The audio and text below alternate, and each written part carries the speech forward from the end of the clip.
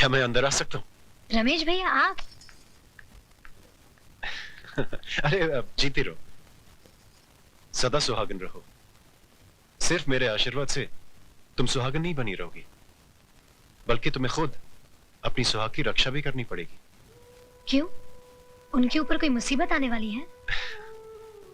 इंसान के मुकद्दर में जब दौलत आती है तो मुसीबत भी साथ लाती है।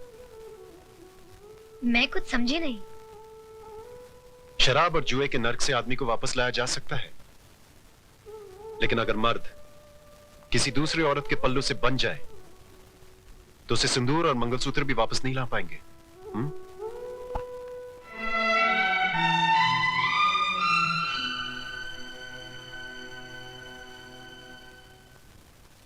जिया बिनु देह नदी बिनु बारी, तैसी नाथ पुरुष बिन नारी।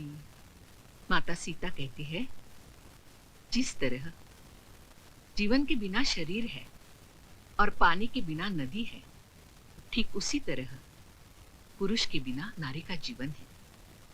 स्त्री को अपने पति का साया बनकर रहना चाहिए, चाहे सुख में हो या दुख में। अपनी सुहाग की रक्षा के लिए अगर घर की सीमा को भी पार करना पड़े तो पार कर जाओ, तो पार कर जाओ, तो पार कर जाओ, पार कर जाओ, पार कर जाओ, पार कर जाओ, पार।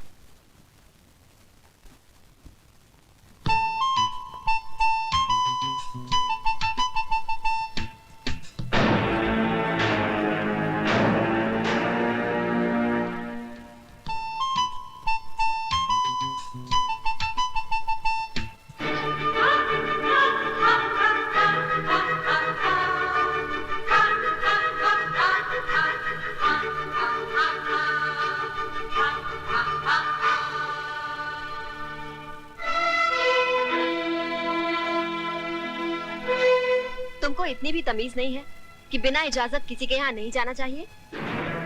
तुम सिखाओगी मुझे तमीज? तमीज होती तो मेरे मर्द की बाहों में एक बाजारू औरत की तरह ना पड़ी होती। You bitch! ये अंग्रेजी गाली अपने पास ही रखना। हिंदी में एक गाली सुना दी तो सारा खानदान कब्र से बाहर आ जाएगा। माला, चिल्ला मत चुड़ैल, वरना बाल पकड़ के यहाँ से घसीटते हुए ले जाऊंगी। एक बात सुनती जाओ, जिस समय बहुत गर्मी है तो अपने बाप से कह देना, एक सांड ढूंढ के ला देगा।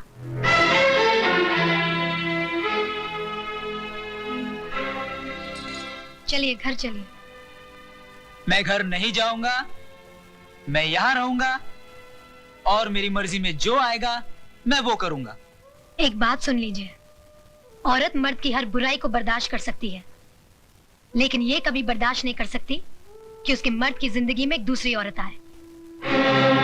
एक नहीं 10 औरतें आएंगी, क्या कर लोगी?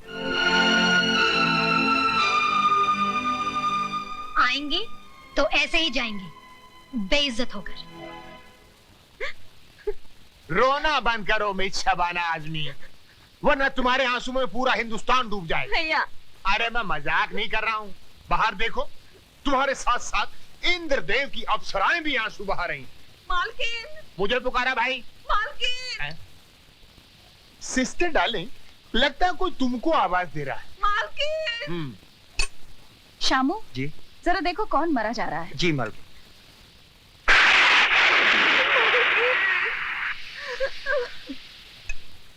मालकिन नीचे कौशल्या आई है।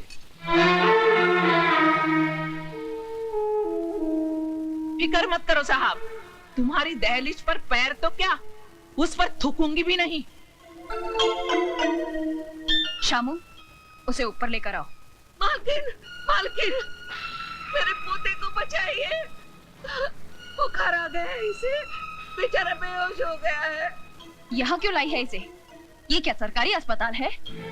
मालकिन, इसे अस्पताल दाखिल करना है, मुझे 500 रुपए दे दीजिए, इसकी जान बच जाएगी। क्या समझ कर आई है यहाँ? सरकारी खजाना पड़ा है। मालकिन, हमारे माँ बाप तो आप ही हैं, आपका दरवाजा नहीं खटखटाएंगे तो और कहाँ जाएंगे? क्यों इतनी जल्दी भूल गई? तूने ही तो कहा था कि आपके दरवाजे पर कभी थूकने भी नहीं आऊंगी। गई थी मालकिन। हर भूल की सजा है। मैं तेरे इस बच्चे की जान बचा लूंगी अगर तू मेरी चौखट पर थूक कर चाटेगी तो।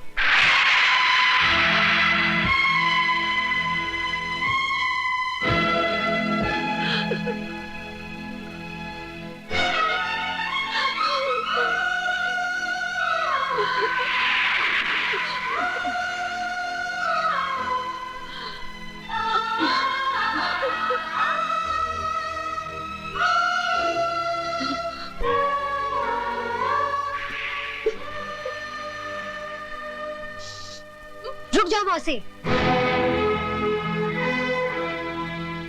उठो मौसी। ये हवेली और ये चौखट बड़ी बहू दहेज में लेकर नहीं आई थी। इस पर जितना हक बड़ी बहू का है उतना ही छोटी बहू का है। शारदा देवी, तिजोरी की चाबी लाओ।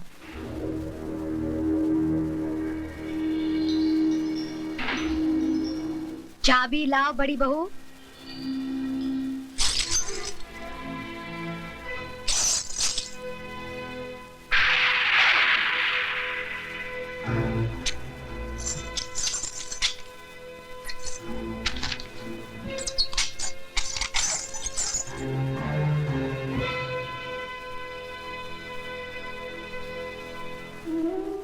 ये लो मौसी।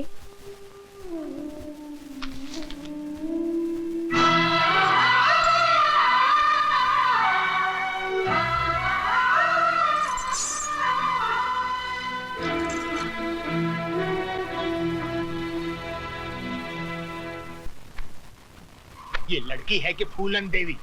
अरे खड़ी क्या हो, जल्दी जल्दी कपड़े बांधो, वरना अभी तो उसने सिर्फ तिजोरी की चाबी छीनी है, फिर कहीं आ गई तो सारे कपड़े उतरवा देगी। इलाहाबाद नंगा जाना पड़ेगा, नंगा। दीदी, मुझे तो बहुत डर लग रहा है, तुम भी हमारे साथ चली चलो। ठीक है, लेकिन तुम लोग ये मत समझना कि मैं उससे डर कर जा रही हूँ। नहीं नहीं नहीं नहीं, हम लोग तो उसको डरा के जा रहे हैं।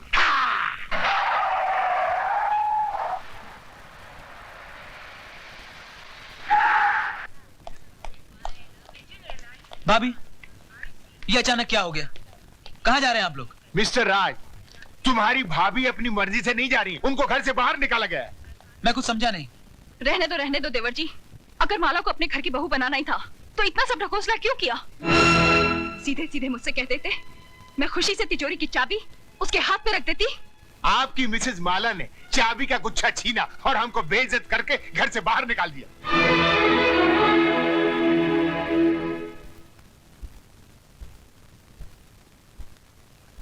माला, माला! बदतमीज, क्या समझती है अपने आप को? हाँ? इस घर की मालकिन? रुक जाइए रमेश भैया, आपको मेरी कसम जो बीच में आए। मैं जानती हूँ कि आपके दिल में मेरे लिए हमदर्दी है, लेकिन आज आप भी उन सब की तरह तमाशा देखिए जिनके दिलों की हसरत आज पूरी होगी। हाँ तो मिस्टर हस्बैंड, रुक क्यों गए? दिखाइए अपनी मर्दानगी और इस बेल्ट से लिख दीजिए मेरी पीठ पर कि मैं तुम्हारी पत्नी नहीं हूँ। लेकिन याद रखना, जितने भी जख्म दोगे हर जख्म से एक ही आवाज आएगी, जीते जी इस घर से कभी नहीं जाऊंगी। जाऊंगी तो मरने के बाद, वो भी तुम्हारे कंधे पर सवार होकर। तुम्हारी ये हसरत मैं अभी पूरी करता हूँ।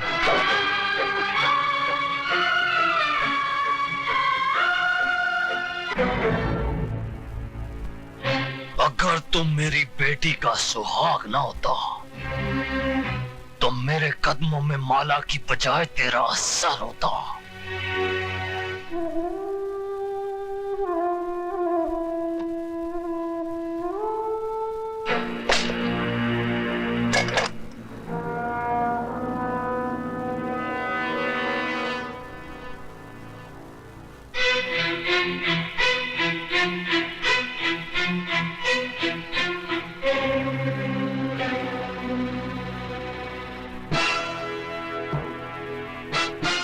चिल्ला गोली, अगर तेरी मां ने दूध पिलाया है तो चिल्ला गोली, चिल्ला गोली।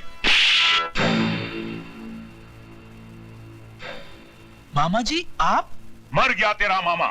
मामा जी, अगर डैडी को पता चला कि आपने मुझ पे हाथ उठाया है तो क्या कर लेगा तेरा बाप? नौकरी से निकाल देगा ना? निकाल दे नौकरी से। मामा जी आप अपनी औकात भूल रहे हैं। औकात मैं अपनी नहीं भूल रहा हूं, रिजर्व बैंक की औलाद। औकात तू अपनी भूल रहा है, तू। मामा तुम सठिया गए हो। मैं अभी डैडी को फोन करता हूं, वो तुम्हारी ऐसी खबर लेंगे। अरे तेरे बाप में अगर दम होता तो पीठ दिखाकर लंदन नहीं भागता। वो जानता था कि वो हार गया है। वो अपनी दौलत से हिंदुस्तान के कानून को नहीं खरीद पाया, इसलिए सर पर पैर रखकर यहां से रफू चक्कर हो गया। बहुत हो गया मामा जी। अगर अब आप 1 मिनट में इस हवेली से दफा नहीं हुए तो पुलिस को बुलाकर यहाँ से धक्के मारकर निकलवा दूंगी। तो फिर देर किस बात की है बहू? बुलाओ पुलिस को, बुलाओ। हम भी देखते हैं कि कौन इस हवेली के बाहर जाता है और कौन जेल के अंदर। ये जख्म देखते ही तुम्हारे हाथ में ये जो सोने के कड़े हैं ना, ये लोहे के कड़े हो जाएंगे।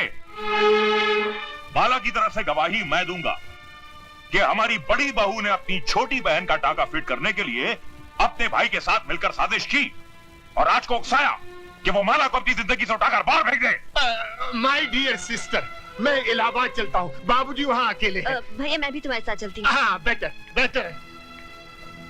देखा राज, जब जहाज डूबने लगता है तो सबसे पहले उसे चूहे छोड़कर भागते हैं। अरे पगले, इतनी प्यारी गुड़िया तेरी जिंदगी बनकर आई और तू इसे ठोकर मार रहा है। आओ बेटी। राज, जिस इंसान के तुझे पैर छूने चाहिए तूने उनका अपमान किया है। चल बेटे, माफी मांग, पैर छू और एक नई जिंदगी शुरू कर।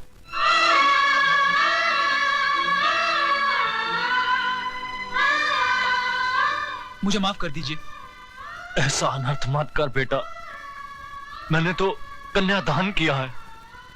तू मेरे पैर छुएगा तो मैं तो सीधा ही नरक में चला जाऊंगा। देखा बेटे, इसे कहते हैं महान आत्मा। तूने इनकी बेटी पर इतने जुल्म ढाए और इन्होंने तुझे एक पल में माफ कर दिया।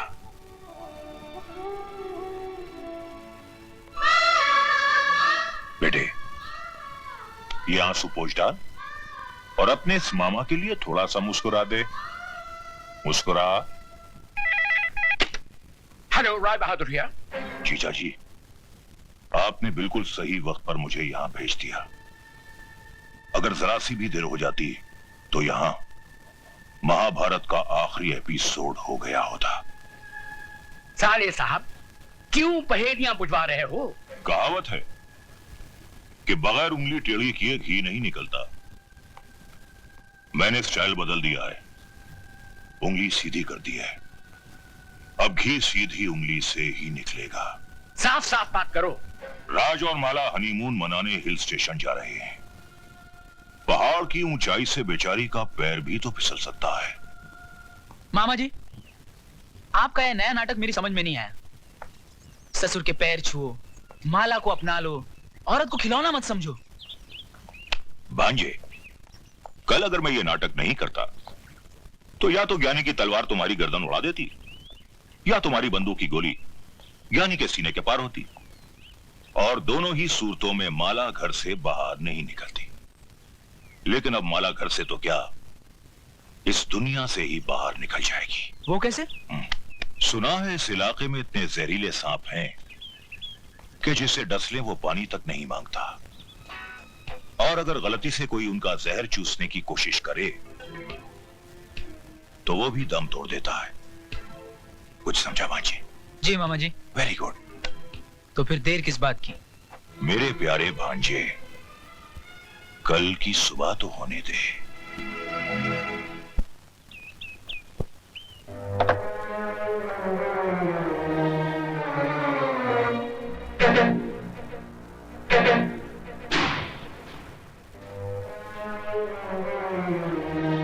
Very good. बस भांजे बस, 2 मिनट में खेल